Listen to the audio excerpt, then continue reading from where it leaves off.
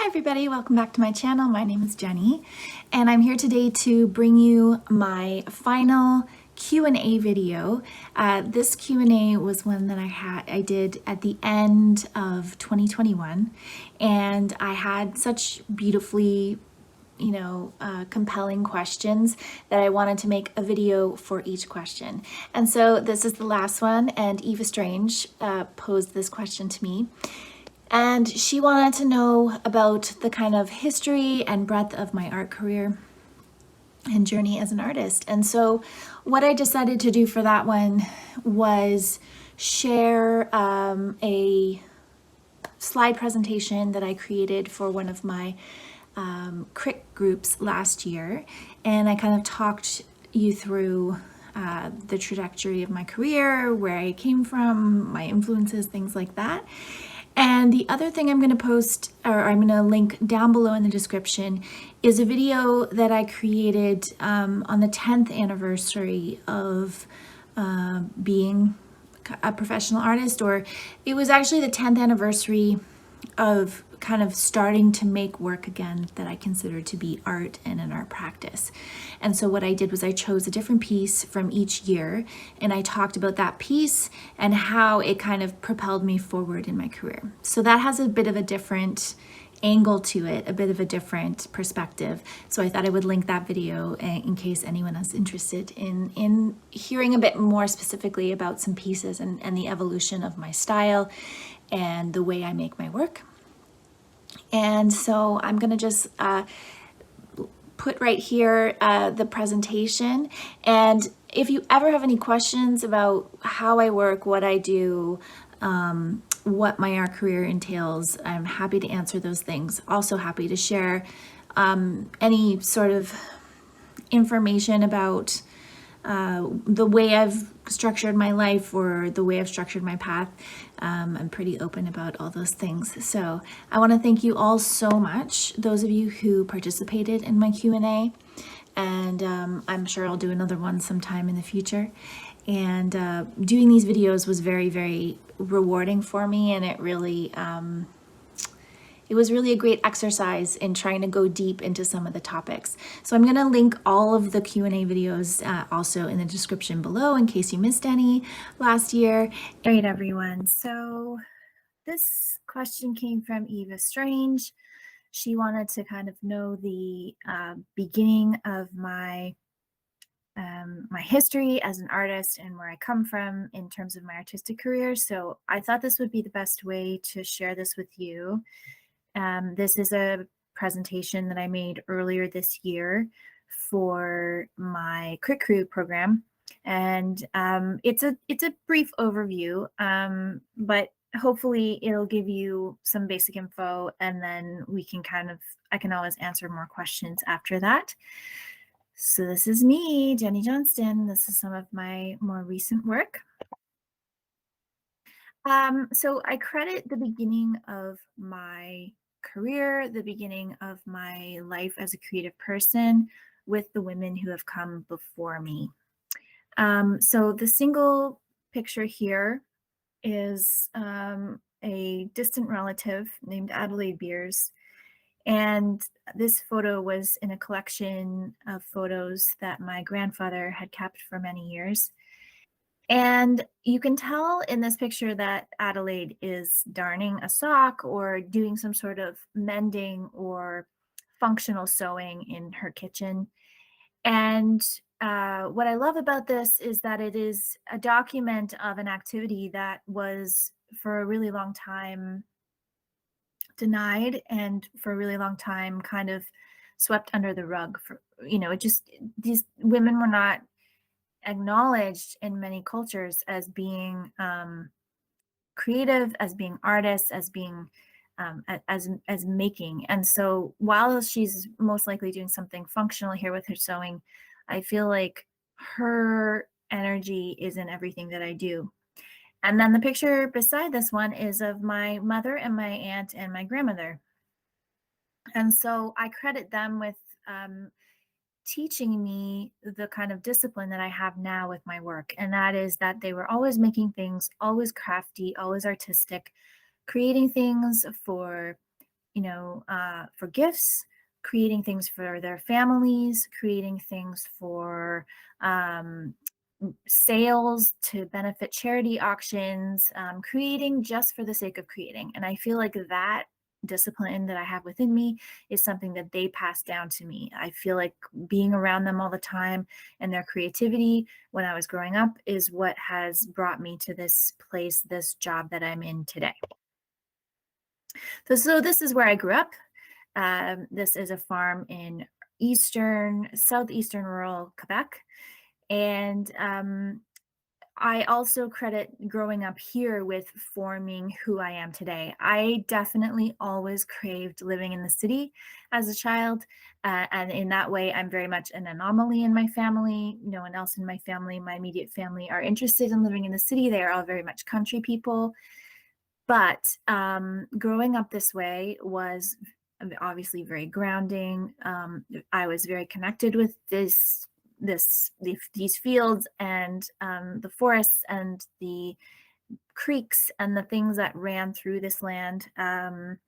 And growing up this way really gave me that kind of connectivity to nature and to the earth that also is something that pulls me through my life today. So growing up rurally, while it may not have been the best for me in terms of exposure to culture, which I really craved throughout my whole childhood, it did give me a wonderful, idyllic childhood that I'm grateful for, absolutely grateful for. So this is a photo of my first quilt, and this quilt, I look back on it and realize a lot of personality traits that it represents for me. One of them being never kind of asking for help or actually looking up how to do something before I do it.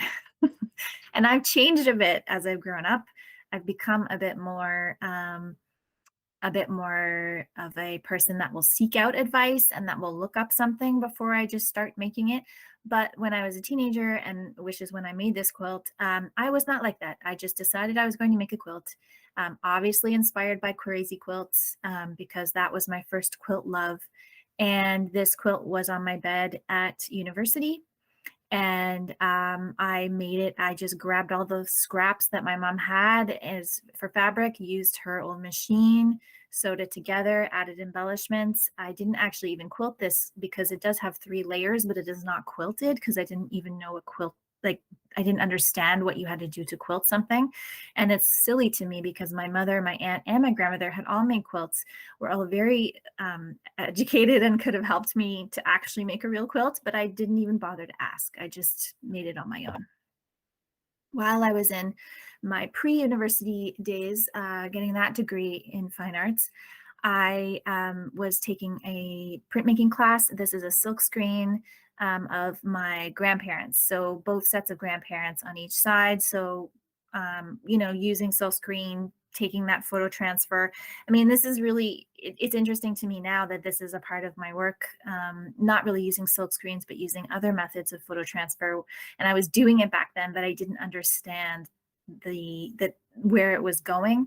I was still very much learning about traditional painting methods. So during university, I went to a liberal arts school at Mount Allison University in Sackville, New Brunswick, and I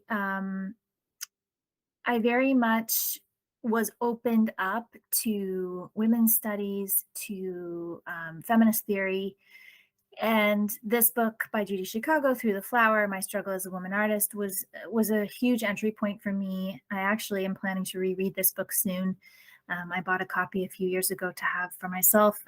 When I read it the first time I read it from the library, it was the first time I felt recognized in a book. I felt seen. I felt like her journey and the trailblazing that she did to be an artist at the time that she was, I was so grateful for that. And you can see here this piece where I am playing with ideas of identity. So each of these are photographs taken on film because this is pre-digital cameras. And I am embroidering on them with labels. So artist, woman, witch, and also playing with raw canvas, gesso, and some embroidery transfers that are on there. So this is, you can see my work, like things that I think come out now are coming out here, but this is very much, art school, still exploring who I am. This piece is also very important to me, although I no longer have it. I left it in my parents' basement for a really long time and then eventually told them to just throw it away. Kind of regret that now, but I did paint this with oil paint, as you can see. So the strips of fabric and canvas got very, very ratty as time went on. And this is the first time I'm exploring piecing. I'm exploring painting onto fabric. I'm exploring words. These were words from a book I was reading about ecofeminism, and this shape is the shape of the earth goddesses that were discovered in prehistory. And so I'm thinking about the earth, I'm thinking about the environment, I'm thinking about goddess worship. There's a lot of things going on here that were really formulating my my future as an artist. So in my last year of university, I abandoned painting for embroidery, and I realized that this was like using a needle and thread and having something in my hands that I'm holding and that I can hold close to me and be more mobile, so not be stuck in the studio, was really important to me. So these were the 3 pieces that were in my grad show.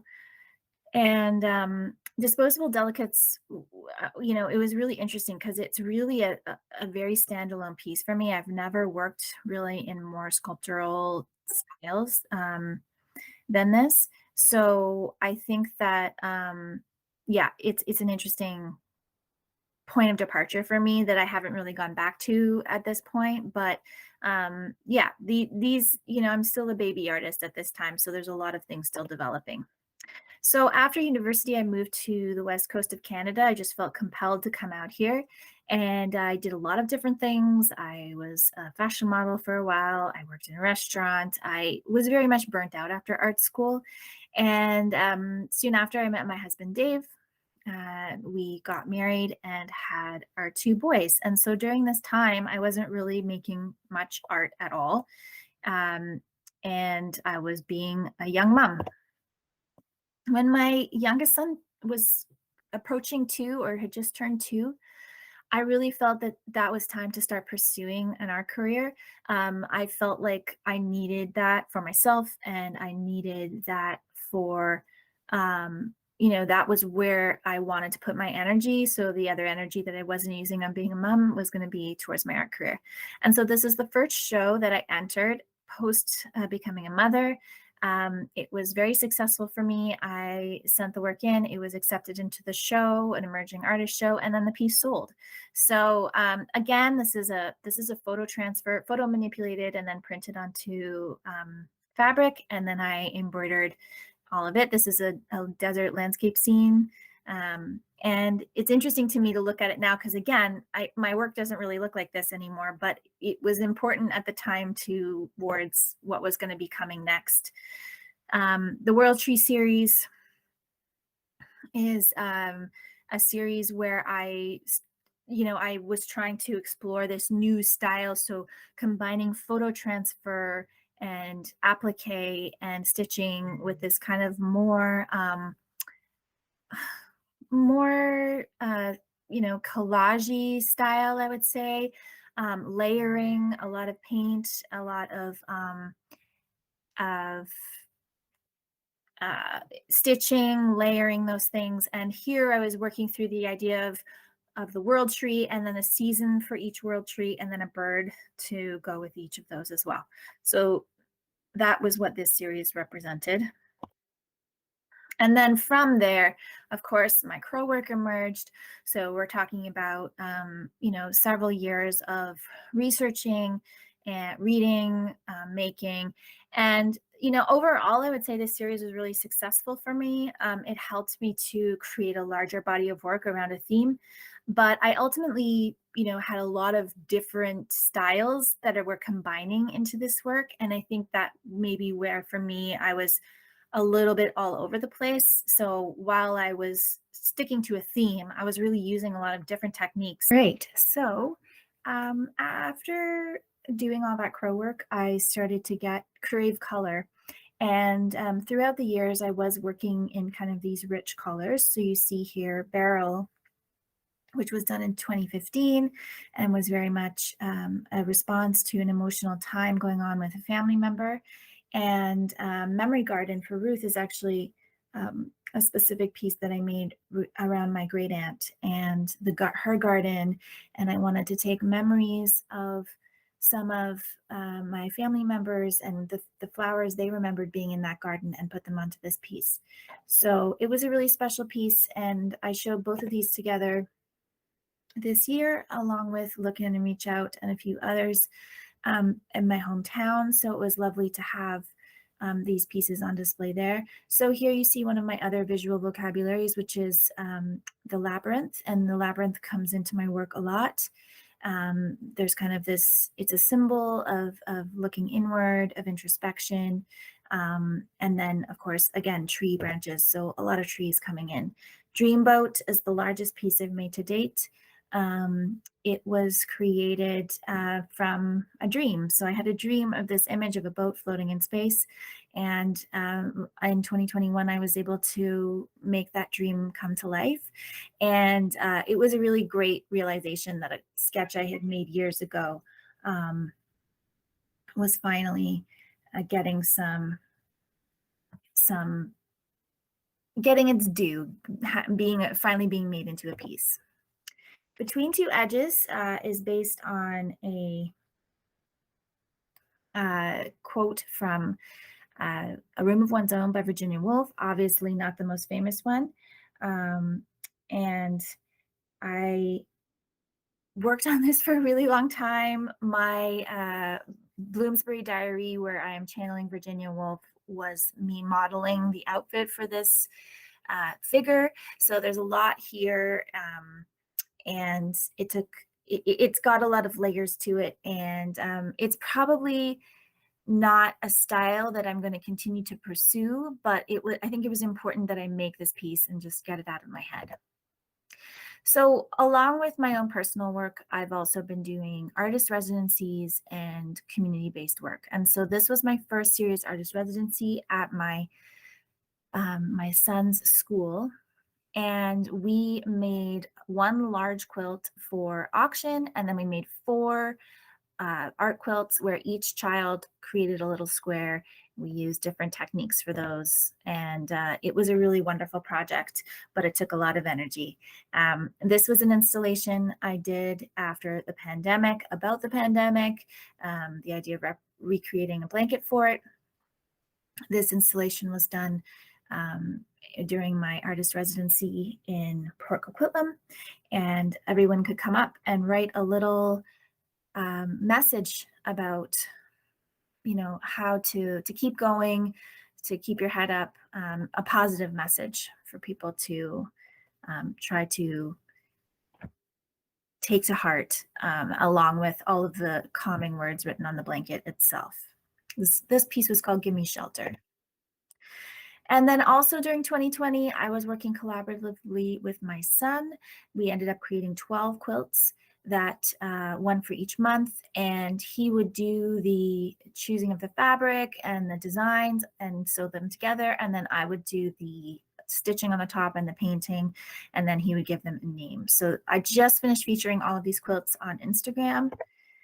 And then during 2021, when I was also in my artist residency in Port Coquitlam, I had my first public gallery solo show, which was called Symbols of Transformation. And so this was kind of a combination of my crows and the labyrinth work. And here you can see I'm working on a piece I finished last year. And this is the first piece in a large series of work that has been building in my brain for a long time now, many years. And this is all around exploring identity, ancestry, place, being a settler on Indigenous land, being a woman artist, being a mother. So this work is quite introspective.